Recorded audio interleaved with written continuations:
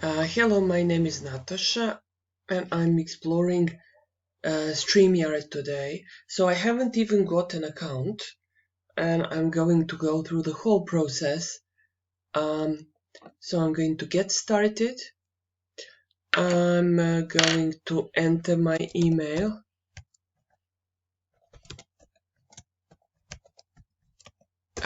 Sorry.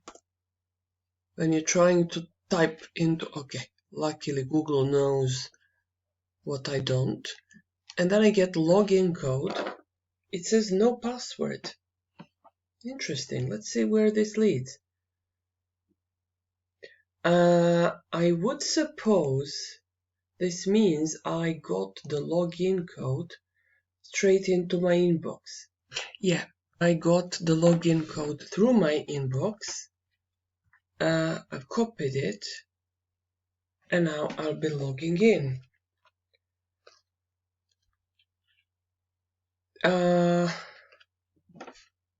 Onward, it says.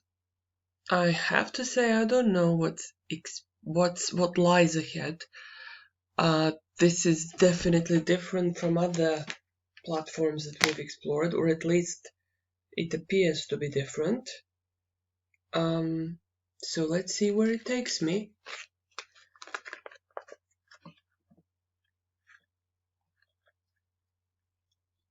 Yes, I'm going to connect an account to Streamyard. Once connected, I can stream to it as often as I want. So Facebook page, Facebook group, Facebook profile, LinkedIn, etc. I'm going to choose YouTube channel. Twitch, Periscope, a custom page. Of course, now it's asking me to sign in to Google. Yeah, I'll do that.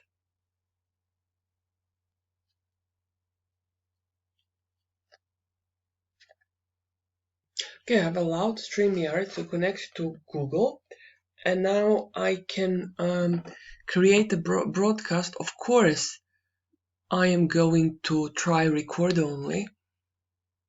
Today there will be no live broadcast if you ask me.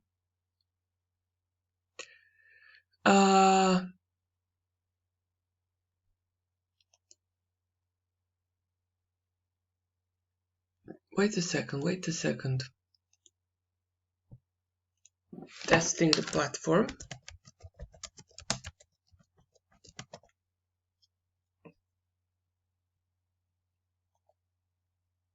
Gosh, this is going to be private if I can help it. Just a second.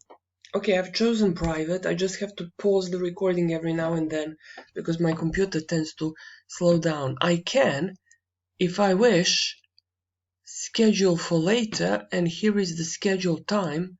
Of course, I don't want to do that. It also gives me an option to upload a thumbnail image.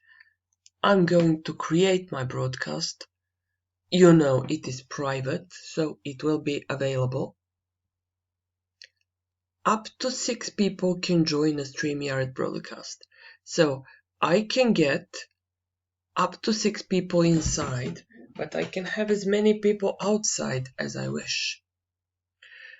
No mic or cam access to enter the studio. Okay, I'm allowing microphone and camera. There's nobody here but me. Okay. I had a browser pop up, but now, there I am. It looks good. The mic is working. If I wish, I can stop the camera, but my camera looks better than it did in Big Bull Button, which I just finished. I'm still going to stop it. I could edit my avatar here, which is cool. Okay, I'm not going to bore you with uploading my image right now, but I'm definitely going to do it. I can even mute my mic. What else? I can have a green screen.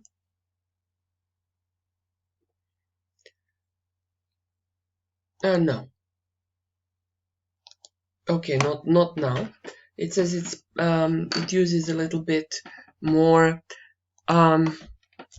Testing is going to be the display name. It uses a bit more bandwidth, so I'm not going to do it right now. I'm not part of the stream yet. I need to. Just a second. What does my Screencast-O-Matic want? I hope nothing. I hope it's recording. I need to click to add my audio to the stream. That was my antivirus. So I could enable my camera here. Hey, don't do that to me. Okay, let's see what we have. I can mute myself. I can disable or enable my camera. I can go into the recordings. So general, camera, audio, green screen, which uses a bit more computer resources, so no. Guests, I can decide what I want to do with my guests. What does it mean, shift videos up for comments and banners? It means automatically shift videos up to avoid covering guests in certain layouts. Okay, I'm going to explore that another time. So right now there's only just me. I can invite people here. I can copy this code to clipboard. They have instructions for guests, which is really handy. This reminds me of Google Hangouts, which could also be broadcast, which some people found very complex. I can send Gmail. So I'm just going to open these instructions for guests for myself. Might come in handy. I can chat, of course. YouTube doesn't support comments on private videos, which is okay, but it's alright. I can have banners here. Okay. Use banners to summarize your talking points and display calls to action. And this is what banners will look like. I can create my own brand. I can have a private chat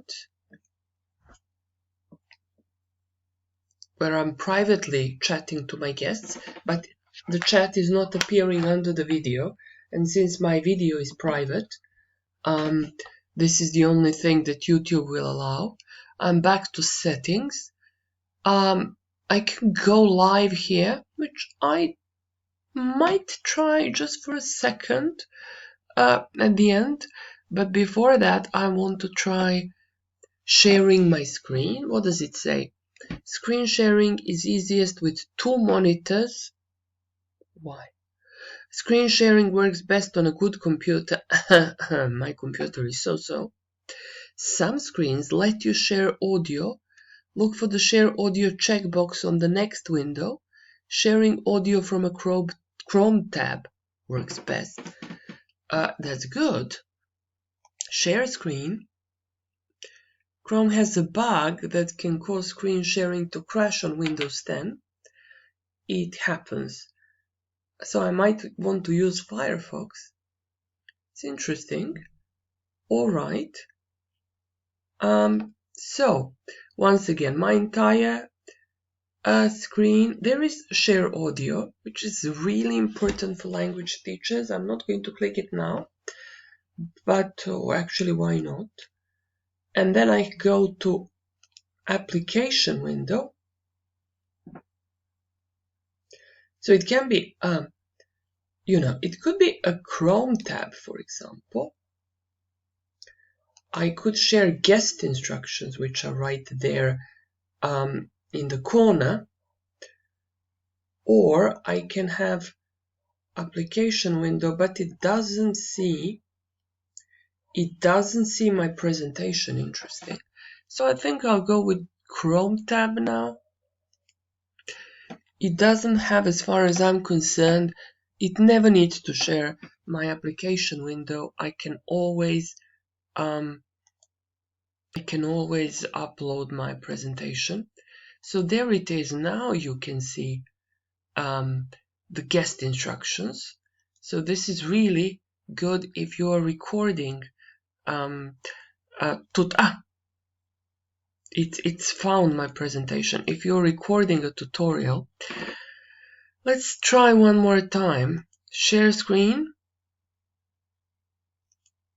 Now it sees my presentation. So I would click on people and personality. It takes me straight there.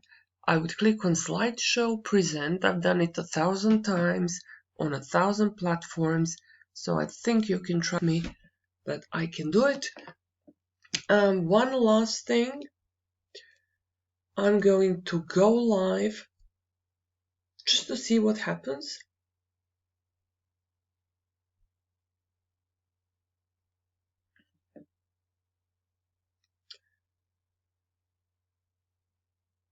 Apparently, I'm live right now.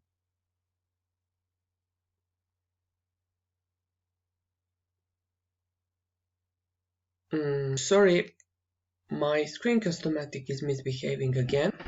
Everything is getting really buggy. What a surprise. I'm live. I'm going to give this 10 seconds, then I'm going to end the broadcast. End the broadcast. It's enough.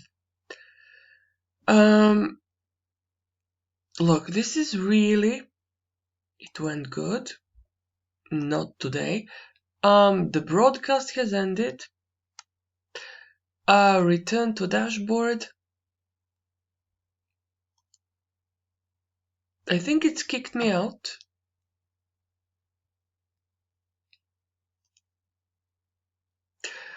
I think it has kicked me out, but here is my 16-second broadcast. I think it's okay. So that is it for now. I'm really pleased with this. I think it's great for example, tutorials. If I wanted to start a cooking show, I would do it. But on a serious note, this works best for all sorts of technical tutorials I might have to record for my students. Also, I think it can basically do what Screencast-O-Matic does, except that it's on YouTube or Facebook or wherever you want to be. And you can have 5 people, 6 people with yourself inside the platform. You can have as many people as you wish outside. This is really lovely. So I'm going in search of my recorder button. Well, for some reason I have to play this weird game with Screencast-O-Matic. After a while the recorder button disappears and I have to go in search of it. So this is Natasha signing off. That was all for today. Thank you for watching and see you in another tutorial. Bye for now.